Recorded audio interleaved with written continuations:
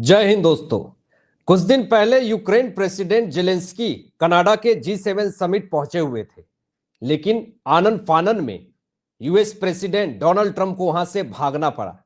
Reason ये था कि हथियार को लेकर के जेलेंस्की डोनाल्ड ट्रंप से बात करने वाले थे, लेकिन डोनाल्ड ट्रंप को कनाडा में मुलाकात करना ही नहीं था जेलेंस्की से।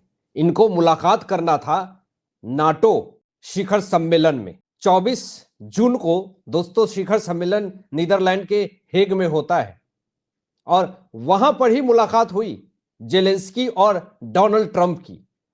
एक बंद कमरे के अंदर 50 मिनट तक बात हुई है, यह भी खबरें सामने आ रही है। उसकी कुछ फुटेज भी सामने आई है। जरा देखिए कि किस तरीके से डोनाल्ड ट्रंप का मुंह बना है और जेलेंस्की दांत बिदोर करके ट्रंप को किस तरीके से देख रहा, और पता नहीं कौन सी जमीन की कागजात दिखा रहा जेलेंस्की। यह भी बड़ा सोचनीय विषय है। लेकिन मैं आपको बता दूं कि इधर नाटो के शिखर सम्मेलन में जेलेंस्की ट्रंप से मुलाकात कर रहे थे, कुछ डील कर रहे थे, और उधर यूक्रेन की राजधानी कीव के ऊपर 352 ड्रोन दाग दिए गए, जिसमें 17 लोगों की जानें गई।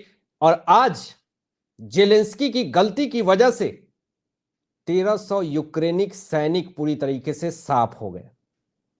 मैं आपको खबर दिखाता हूं, पूरी पुष्टि हुई है। लेकिन जेलेंस्की जिस तरीके की ढीठपंथी अपना रहा, जिस कारण से कितने निर्दोष और मासूम लोगों की भी जिंदगी जा रही है।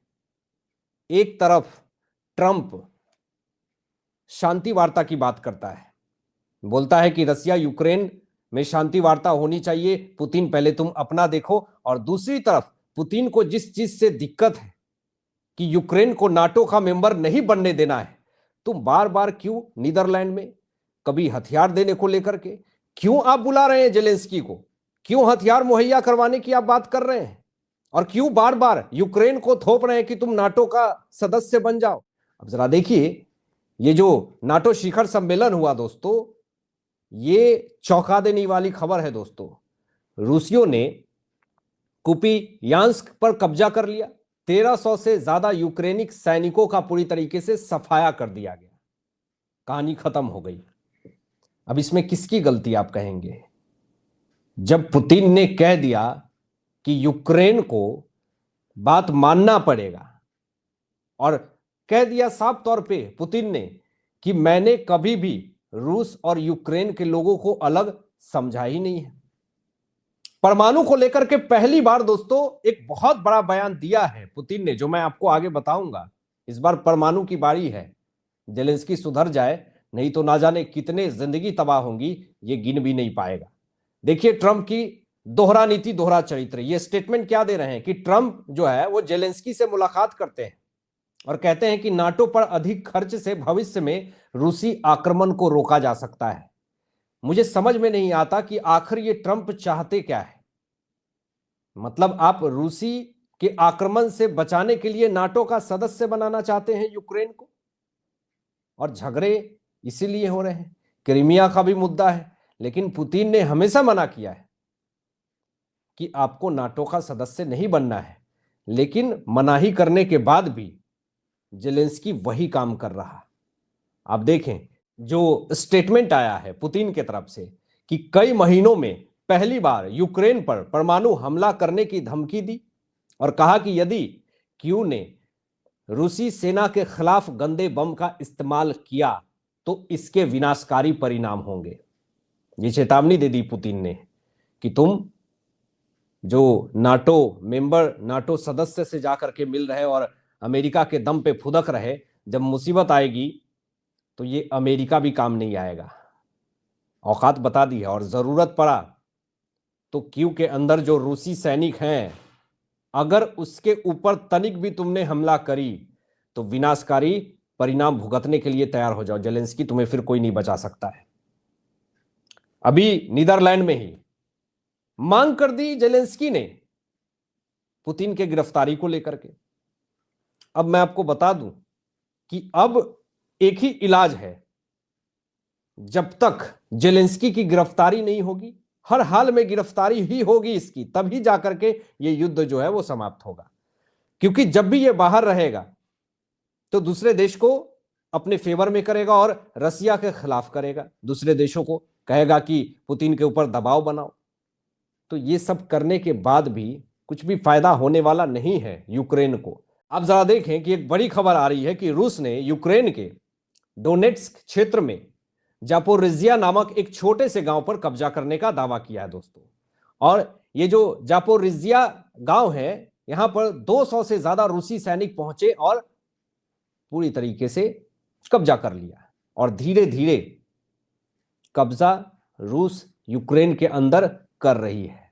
अब जरा ये भी देखें कि पुतिन ने एक बड़ा स्टेटमेंट दिया कि मैंने कई बार कहा है कि मैं रूसी और यूक्रेनी लोगों को एक राष्ट्र मानता हूं। जो ये भूल करते हैं और ये जो भ्रामकता फैलाते हैं कि यूक्रेन अलग है, रूस अलग है, तो ये बात पूरी तरीके से क्लियर कर दिया पुतिन ने कि इस तरह की भ्रामकता वाली बयानबाजी से बचिए, क्योंकि मैंने कभी अलग माना ही नहीं है यूक्रेन को और साथ साथ रसिया को।